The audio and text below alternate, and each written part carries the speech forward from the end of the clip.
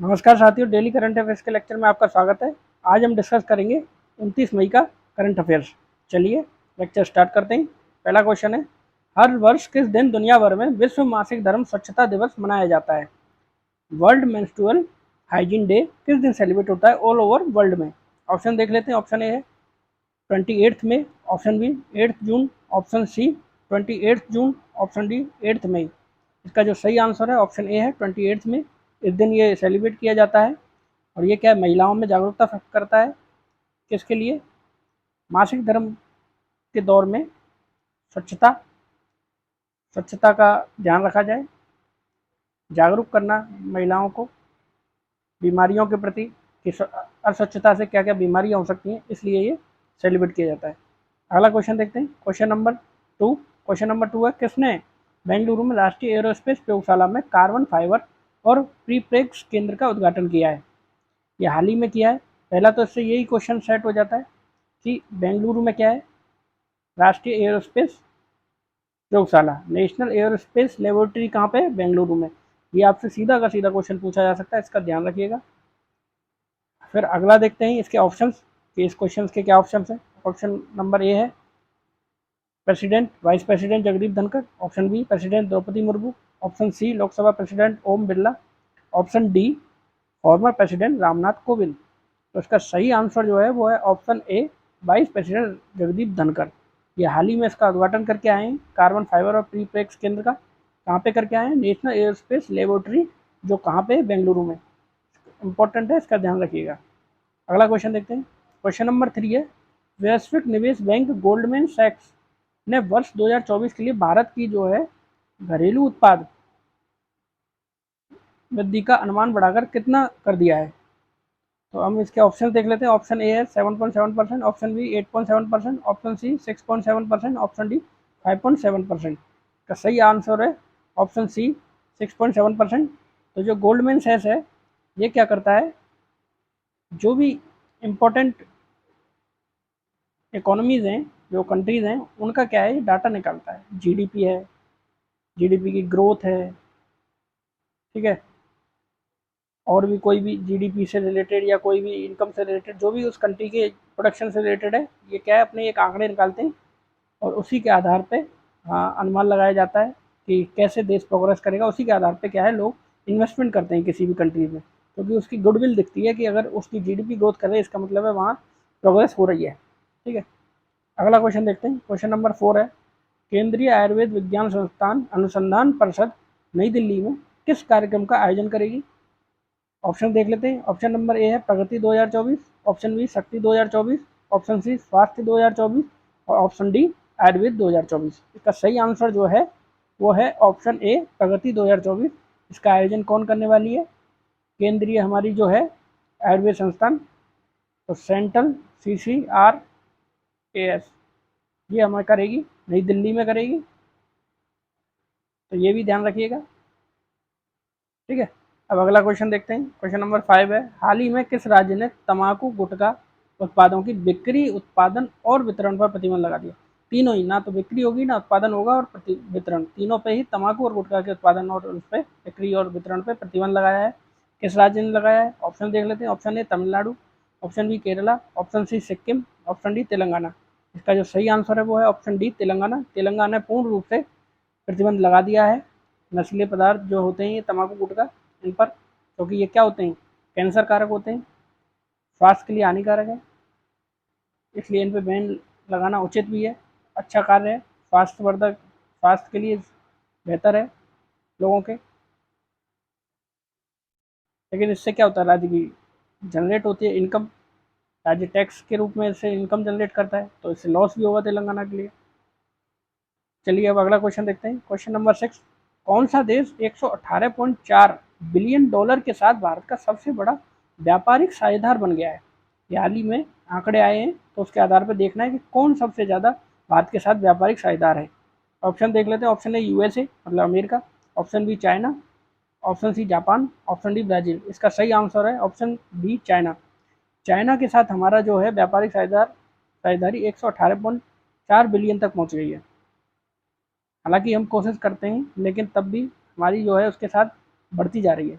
और उसके जस्ट पीछे है 118.2 बिलियन के समथिंग यूएसए। लेकिन अब यूएसए पीछे रह गया है और चाइना आगे निकल गया, इसलिए हमारा इसका साथ जो ट्रेड डेफिसिट है वो भी बहुत है, सबसे ज़्यादा है। ट्रेड डेफिसिट क्या मतलब क्या होता है कि जितना हम बेच रहे हैं सामान उससे ज़्यादा हम खरीद रहे हैं चाइना से, इस वजह से ट्रेड डेफिसिट हो रहा है। 85 बिलियन के समथिंग हमारा ट्रेड डेफिसिट है। ठीक है, तो ये भी हमें ध्यान रखना है कि चाइना के साथ हम कितनी भी स्ट्रेटजी बना रहे हैं लेकिन हम अब भी उस पर रिलाई हैं कई चीज़ों के कारण। ठीक है, अगला क्वेश्चन देखते हैं। क्वेश्चन नंबर 7, हाल ही में भारी बारिश के कारण किस मंदिर का एक हिस्सा ढह गया है? किसी मंदिर का एक हिस्सा ढहा है अभी हाल ही में बारिश के कारण। ऑप्शन देख लेते हैं। ऑप्शन ए है Vitthal temple, option B Virupaksha temple, option C Dilwara temple, option D Gangotri temple. तो इसका जो सही आंसर है वो है ऑप्शन बी विरूपाक्ष टेम्पल। अब ये विरूपाक्ष टेम्पल क्या है? विरूपाक्ष टेम्पल जो है हम्पी में। हम्पी कहाँ पे? हम्पी कर्नाटक में। ठीक है, कर्नाटक में जो है एक स्टेट है वो कर्नाटक एक स्टेट है जिसमें हम्पी एक जगह है जहाँ पे क्या है प्राचीन मंदिर हैं। स्थापत्य का दौर का समय का ये किसका है? ये आपका है विजयनगर साम्राज्य। विजयनगर साम्राज्य ने यहाँ पे स्थापत्य कला में बहुत बेहतरीन कार्य किया। अब ये विरूपाक्ष टेम्पल किसने बनवाया? तो ये उसी विजयनगर साम्राज्य के हैं देवराय, देवराय द्वितीय, इन्होंने ये मंदिर बनवाया है। ठीक है, शिव जी से रिलेटेड है ये भी याद रखिएगा। हमने एक मंदिरों की एक हम सीरीज लेके आएंगे स्टैटिक जीके में, मंदिरों का पूरा, तो उसमें टेम्पल्स को कराएंगे हम, तो उसमें हम पूरे टेम्पल्स को कवर करेंगे। तो ये जितने भी ये टेम्पल्स हैं इसमें, जैसे विट्ठल टेम्पल है ये भी एमपी में, इनको भी हम उसमें कवर करेंगे। तो आप निश्चिंत रहिएगा, सभी टेम्पल्स को हम अगले आज या कल में आपको स्टैटिक जीके के वीडियो में पूरा करा देंगे। ठीक है, इसका सही आंसर विरूपाक्ष टेम्पल है, ये याद रखिएगा। करंट का है तो पूछा जा सकता है विरूपाक्ष टेम्पल के बारे में। आज हम डिस्कस करेंगे यूएन की एक दूसरी संस्थान। जैसा कि हमारा डेली का एक रिकॉर्ड है कि हम यूएन के जो 6 ऑर्गन्स हैं उनमें से हर एक का करते हैं। पहली बार हमने सिक्योरिटी काउंसिल का किया था, सिक्योरिटी काउंसिल का किया था। आज हम डिस्कस करेंगे किसका? आईसीजे। आईसीजे, आईसीजे क्या है? International court of justice. इसकी स्थापना कैसे हुई? स्थापना यूएन के चार्टर से ही हुई है। 1945 में यूएन का चार्टर आता है, उसी से इसकी भी स्थापना हुई है, उसी से सिक्योरिटी काउंसिल की हुई थी। ठीक है, ये कैसे आया? पहले क्या था, एक कोड था permanent court of international international justice, ये कोड था। ये कोड किसका था? ये था आपकी लीग जो थी, लीग ऑफ नेशंस। द्वितीय विश्व युद्ध के बाद सभी देशों ने एक लीग ऑफ नेशन जो है यूएन का एक अलग पार्ट था। ये यूएन नहीं बना था तब तक 1920 में। लीग ऑफ नेशंस के साथ ये क्या है शुरुआत की, जिसमें सभी देशों ने आपसी समझौते के साथ ट्रेड व्यापार और सब पे सहमति बनाने के लिए कार्य किया। तो उसी का एक भाग था ये permanent court of international justice, PCIJ।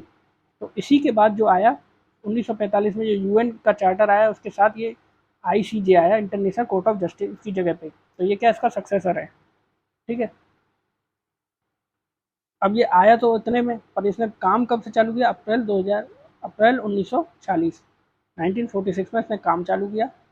और ये सबसे इसमें अगर कोई भी जो है ना सदस्य, यूएन के सभी जो सदस्य हैं, मेंबर कंट्री हैं, वो इसका सदस्य हैं, अपने मामले उसमें लेके जा सकती हैं। जैसे वो यूएन इनमें आईसीजे में कौन से मामले जाएंगे? जैसे अभी गाजा वाला मामला है, गाजा हमास इसराइल का जो कॉन्ट्राडिक्शन चल रहा है, तो ये जो है इनमें जाएंगे। अब ये जो है इससे ऊपर कहीं आप अपील नहीं कर सकते।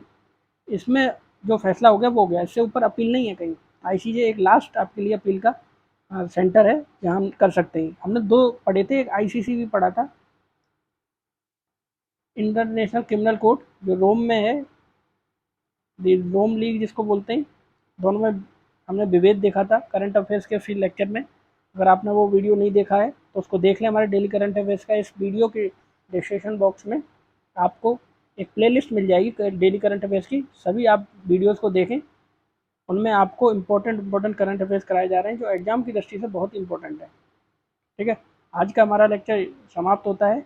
अगर आपको ये वीडियो अच्छा लगा हो तो उसको लाइक करें, चैनल को सब्सक्राइब ज़रूर करें और ज़्यादा से ज़्यादा लोगों को इसको शेयर करें, जिससे कि सभी को अच्छा कंटेंट और कम समय में अच्छी तैयारी मिल सके। धन्यवाद।